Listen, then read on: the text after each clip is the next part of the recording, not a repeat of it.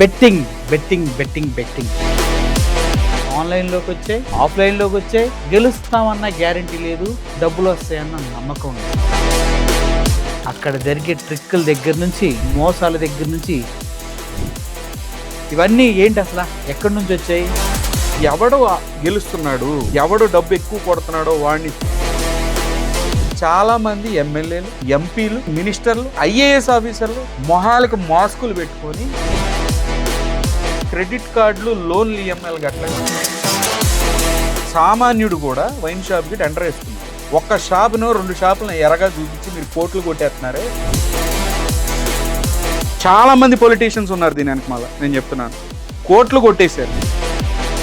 Betting ఆపాలి అని ఎవడన్నా జెండా ఎత్తితే కనుక పూర్తి ఆపండి. ఇందాక చెప్పాం కదా, వైన్ షాప్లు ఆపండి, రేస్ క్లబ్లు ఆపండి, క్రికెట్ ముఖ్యంగా ఆపండి. సంక్రాంతికి వెళ్ళే వాళ్ళు ఆపగలుగుతారు, ఏం ఆపలేదు. ప్రతిదానికి ఇటు జెండా పట్టుకుని నుంచుంటే 100% సొల్యూషన్ ఉండదు. మీరు ఇంకా కనుక ఇటువంటి పిచ్చి గుడి నమ్మకాలు పెట్టుకొని మోసపోతూనే ఉంటారు. ఎయిర్ హోస్టెస్, పైలట్ కావాలి అన్నదే మీ కల అయితే ఏరో ఫాల్కన్స్ ఏవియేషన్ అకాడమీ అడ్మిషన్స్ కోసం డిస్ప్లేలో కనిపిస్తున్న నంబర్కి కాంటాక్ట్ చేయండి.